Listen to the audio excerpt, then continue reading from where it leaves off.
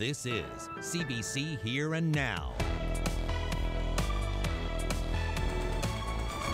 You'll get support to cover 75% of your losses, up to about $10,000. Federal help coming for fish harvesters who've been protesting for financial support. All the wiring.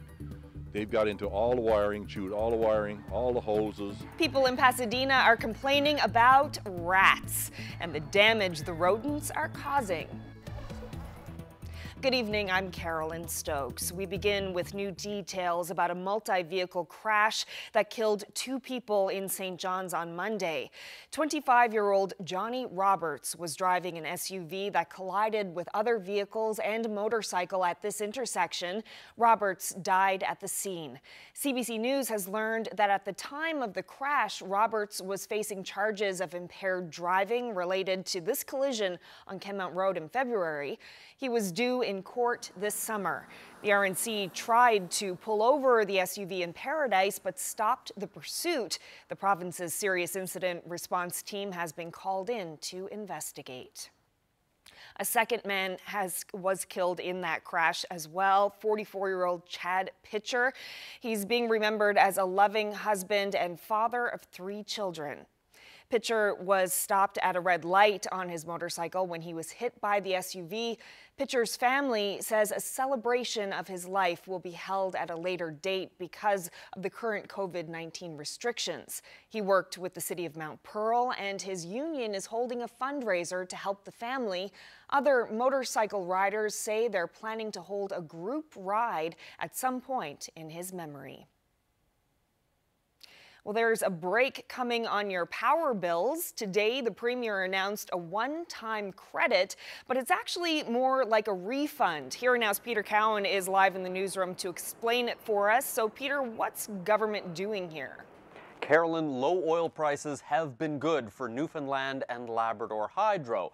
The oil that they buy to fuel the Holyrood generating station, well, it's gotten a whole lot cheaper. And so that means that, in fact, there's an estimated $50 million sitting around. It's extra money that people have been paying on their bills, so now what they're essentially doing is giving it back. Normally, that would be done by reducing the monthly bill a bit over the whole year. But with a pandemic, the Premier says people need the money sooner. This is really about providing the immediate relief as opposed to waiting over a 12-month period, and you will see a smaller payment on your electricity bills. This will be a significant impact on your July bill. How big of an impact? Well, to give you an idea, for someone who normally has a bill of $200 for an average month, they'll get about $130 back. And if you can't pay your full bill, the province will also cover the interest charges as long as you continue to make regular payments. Now, these new measures apply to both commercial as well as residential customers pretty much everywhere in the province except if you're in central or western Labrador. The cost for this program, well, they estimate it's going to cost about $2.5 million to cover those interest charges, but the rest of the program doesn't cost the province anything, Carolyn, because that's money that was already going to be given back anyway. Great. Thanks so much, Peter. That's Here and Now's Peter Cowan reporting live. There's help coming for fish harvesters in this province. Prime Minister Justin Trudeau announced close to $470 million in support programs today. If you're expecting a 25% drop in income this season, you'll get support to cover 75% of your losses, up to about $10,000. We're also introducing additional non-repayable grants of up to $10,000 for fish harvesters who own their own business and need support to bridge to better times. And for workers who are worried about next year, we will change employment insurance rules so that fish harvesters can apply for EI benefits based on the earnings of previous years. Joining me now for a reaction to today's announcement is FFAW Director Jessica McCormick. So let's start with the harvesters. They've been calling for federal financial support. They've protested on the doorstep of the FFAW. Do you think this fish harvesters benefit will be enough to satisfy them? Well, as you said, harvesters have been calling for, weeks and weeks, really, since this pandemic began, for support from the federal government. And many were incredibly frustrated by the previous announcement that was for fish processors and left harvesters out. So today's announcement from the Prime Minister will certainly, give people some relief for this fishing season. Some programs around employment insurance, wage subsidies, and access to non-repayable grants will help many harvesters in the province who have been really hard hit by the pandemic, with delays to the fishing season, and of course those low prices in snow crab, which has really, really frustrated a lot of people this year. And just trying to figure out the fine print here with the subsidies that are being offered. Can harvesters still receive that money whether they decide to go fishing or not? So we're still waiting for the fine print and the details of how these programs will roll out. It remains to be seen whether people who choose not to fish this year will be eligible for the programs. So those are details that we need to get from the federal minister and the Department of Fisheries and Oceans, and we hope to get them in the coming days so that we can provide some clarification to our members, especially those concerned about health and safety during the pandemic. There are some people who would say if they receive money without having to go out on the water and fish, that could provide a disincentive to harvesters to get out and fish this year. What are your thoughts on that? Well, there is a really, I think, significant difference between the income that is earned by somebody who actually goes out fishing and what they would earn through some of these benefit programs. The incentive is there to go fishing under, the safe measures that we're hoping harvesters will put in place.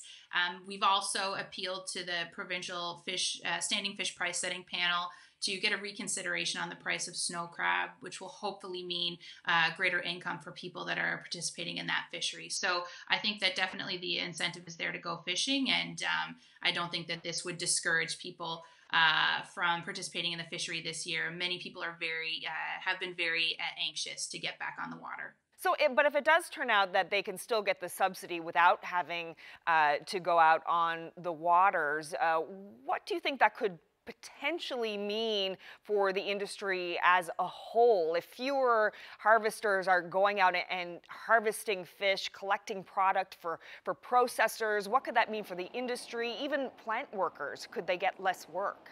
Well, I don't think that there are a great many people who are going to choose not to go fishing this year. Regardless of the programs that are announced, fishing communities are going to be hard hit because of COVID-19. But I do think that many of these programs will make things a bit easier. Well, good news for harvesters today for sure. And I guess we'll wait to find out some of that fine print on the package. Jessica McCormick, thank you so much for speaking with us about this. Thank you. Well, there's a rat problem in Pasadena. Those who live nearby aren't surprised. They say neglected barley crops are to blame. But whose responsibility is it? Here Now's Troy Turner reports. 8 years now, Harold Evans has stored his MX-5 sports car in a barn on Green Acres Farm in Pasadena. There's never been an issue until now. Just looked in through the windows and I said, well, they hadn't got inside the car anyway. There was nothing on the seats and into the cab of the car. And then when I lifted up the hood in the engine compartment, there's considerable damage. I mean, there's a lot, all the wiring. They've got into all the wiring, chewed all the wiring, all the hoses. It's a mess. It's a mess. The culprit? Rats. Hammond Farm in Little Rapids leases the field next to the barn. Since 2016, it's partnered with the provincial government on research projects. Researchers typically harvest the crops they sow, but not last fall. About 15 tons of barley was left on the field, easy food for rodents. This week, the province brought in pest control, but says it's up to the farm to harvest the crops. Meanwhile, Evans isn't the only one running into rats. Residents on a nearby road are complaining too. The town has also hired pest control to crack down on the population. Obviously, if their food source is disturbed or is taken away, rodents will tend to find the next source. And we're hoping it's not the community, but what we're trying to do is be proactive and hopefully stop that from happening. Evans wants the provincial government to help those affected. And I'm hoping they're going to do the right thing and do something for us, because this was not the issue of the owner of this property. I mean, it was the issue of what was left here, and that invited the rodents to come around here. And well, I'm saying rodents, but everybody's saying rats, and I guess that's what it is. So step up and do the right thing, and you know, address what's going on with our vehicles. The town is monitoring the situation and will increase efforts to reduce the rat population if needed. Evans, meanwhile, says he and others have reached out to the provincial government to assist with damages. Troy Turner, CBC News, Pasadena. Well, the department tells CBC it's conducting its own investigation and may call for the Farm Industry Review Board to investigate as well.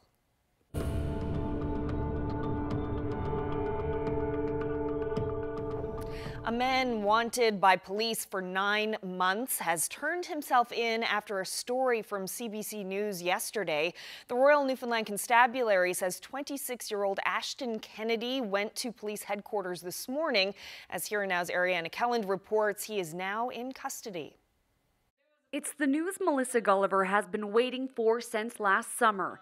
Just one day after she shared her story of abuse at the hands of an ex-boyfriend, he turned himself in. Ashton Kennedy will face a judge today on charges of assault, failure to attend court, breaching probation, and 3 counts of failing to comply with an undertaking. Kennedy slapped and pushed Gulliver in December 2018. He pleaded guilty but stopped showing up for court. A warrant was issued for his arrest 9 months ago, but police said they couldn't find him. Gulliver says she learned of his arrest this morning. This is not the first person Kennedy has been convicted of assaulting. Gulliver learned of his past conviction after he was arrested for hitting her. Ashton Kennedy will remain in custody until at least Tuesday, when he'll have a bail hearing. Ariana Kelland, CBC News, St. John's. Another day with no new cases of COVID-19, and health officials have expanded the testing criteria. Symptoms of fever, cough, sore throat, and headache remain on the list, but officials have expanded the symptoms they'll consider for testing. Symptoms such as unexplained loss of appetite, diarrhea, a loss of the sense of smell and taste, and purple spots on your hands and feet. The health minister says anyone with these symptoms should also self-isolate until their COVID-19 test results have been returned. Well, the idea of the double bubble may be expanded beyond just households. Some provinces are hoping to test it out. New Brunswick Premier Blaine Higgs is discussing the concept with other Atlantic premiers. We had a call with the other Atlantic premiers talking about timing and all that. It'll be a few weeks out, 2 months, I would say, into probably at the end of June, July. Officials here say we won't be ready for a double bubble with them in the next month or two. Premier Dwight Ball said today that these are very early discussions and it would likely be the end of the summer before we'd see any changes in this province. One of the ways that the virus could get back into Newfoundland and Labrador is through travelers. So we put in place some very strict measures on traveling. We know that's difficult for Newfoundlanders and Labradorians, but all of this is based on measures and advice that will come from public health officials.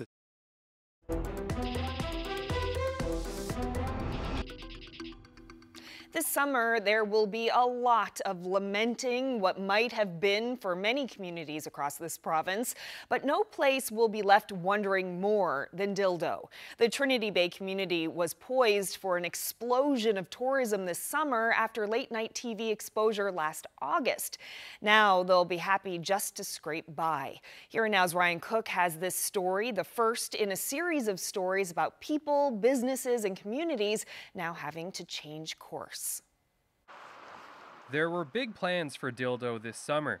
New businesses, planned expansions, a 40th anniversary celebration. It's different. I mean, there's no doubt most of us businesses, especially in this community, we put a lot of preparation, a lot of time, a lot of money into the coming season based on the hype that we had last summer.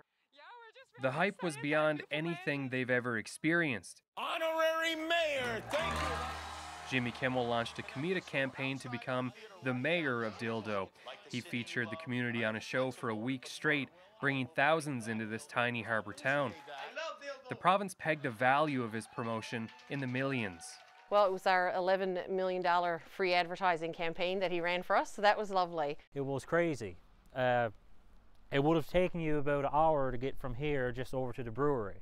There was so much traffic, so many people walking. I've never seen so many people here before. There was hundreds and hundreds of people.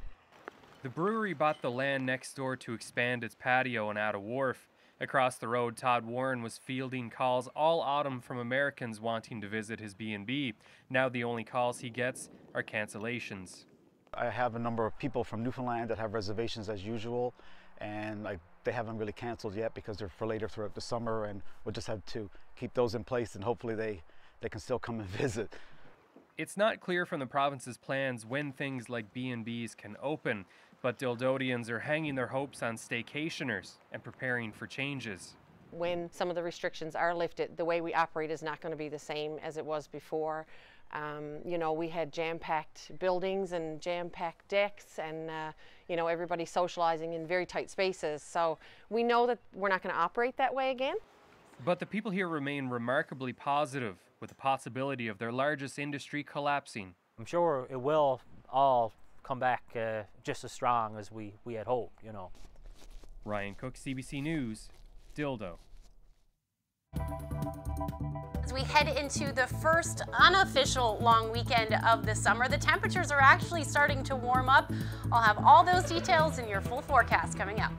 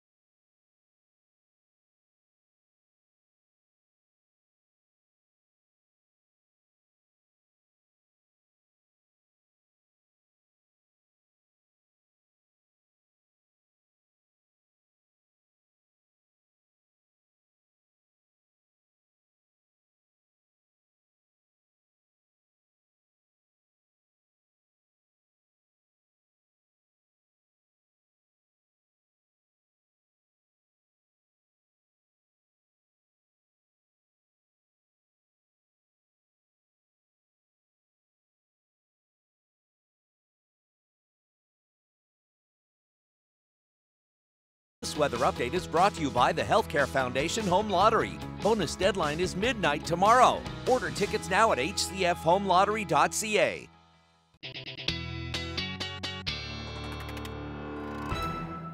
We saw plenty of sunshine for eastern areas of the island today, but you woke up to a winter wonderland on the west coast. Take a look at this picture sent by Peter Smith in Corner Brook. Sprinter is what we'll call that for sure. Spring and winter mixed, but temperatures today much cooler, obviously, which is why we're seeing that snow up through Corner Brook. 3 degrees is your afternoon high. We're actually seeing some rain now. And then the eastern areas of the island was the warmest, sitting around 7 degrees in St. John's today. And up in Labrador, above 0, about 5 degrees in Lab City this afternoon. Now, taking a look at that area of low pressure, pretty much hasn't moved much since where it was yesterday, so we are still seeing either showers or flurries on the west coast, and unfortunately this is just going to continue as we head through the overnight, and the winds are going to stay pretty brisk as well. So either flurries or showers for most of us, even up through Labrador, certainly along the coast, and then areas in like Lab West. You'll see some pretty light winds overnight tonight, and then just the potential for a few flurries as you head into the early morning hours. So through the day tomorrow, that low pressure is still sitting over us. It's going to shift a little bit more offshore, but the winds will finally ease slightly through the day, gusting somewhere between 20 to as much as 40 kilometers per hour. But again, unsettled conditions. Some cloud cover, some peaks of sun for the east and the south, but overall we are looking at either the potential for some flurries or showers into the afternoon, with some clearing skies, it looks like, as we head into the evening. So temperatures will be very similar to today, anywhere from 3 to as much as 8 degrees down through Marystown. And you're looking at the best chance of seeing some sunshine. Again, we'll be on the southern portion of the island. The winds will eventually ease or be light up through Labrador, so that's good news there, but temperatures will be pretty similar to what we're seeing today. Now, taking a look at Saturday, still under the influence of that low, but a little bit more sunshine in play. Temperatures are finally starting to rebound. About 10 degrees should be the afternoon high in Marystown. And if you're saying, Ashley, where are these warm temperatures? Well, I can see them. They're just going further and further away from us. So as of now, it looks like the weekends should see some sunshine on Sunday. And then into Monday and Tuesday, can't rule out the chance of a few showers either, but temperatures are starting to warm up. I am seeing double digits, though, for areas in central and western Newfoundland. We're looking at about 10 to 11 degrees, but again, can't rule out the chance of a few showers. West coast looks like you should see plenty of sunshine. And then that warmth making its way to western Labrador as well as eastern by the time midweek next week rolls around. So just wanted to share this great shot from Ann Miller. Thank you so much for sending that photo in. If you have any weather photos to share with us, send them to nlphotos@cbc.ca.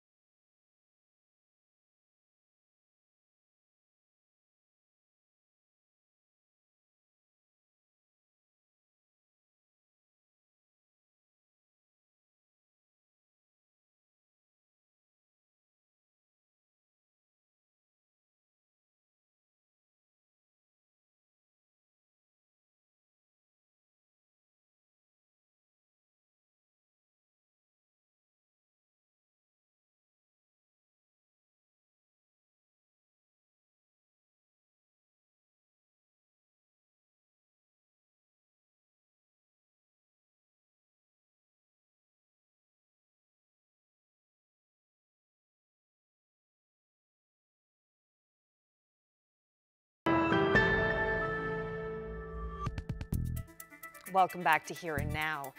People from across the country were asked to help the CBC with a special project last month. Today, the result. Something beautiful, musical, and oh so Canadian.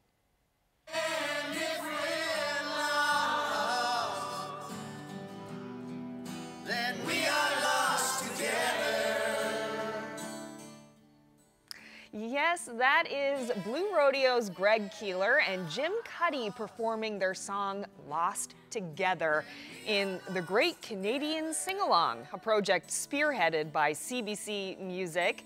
First, Canadians were asked what song should be sung, then they were encouraged to submit a recording singing it, and our music team put it all together, a heartwarming act of togetherness while we're all apart.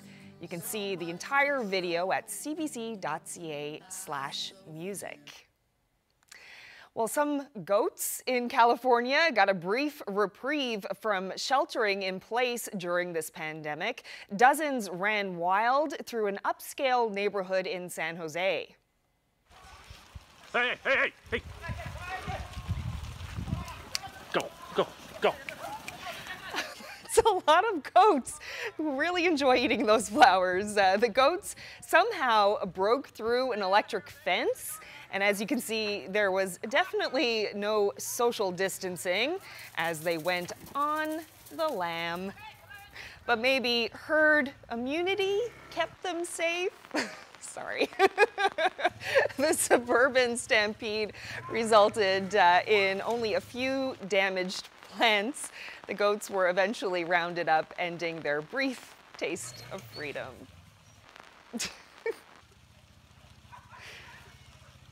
They look like they're having a great time. Well, Gander had a visitor yesterday. Here we are. This moose was seen leisurely wandering through town, walking along the streets. Not much traffic on the roads to worry about for sure. And the moose also made it up onto people's lawns, as you can see. With everyone staying inside, it made it easier for the moose to maintain a proper 2-meter physical distance. But of course, some people came to the window to get a good look. Well, thank you so much for sharing part of your evening with us. Hope you can join us again tomorrow night. Coming up next is CBC News from Nova Scotia. Good night.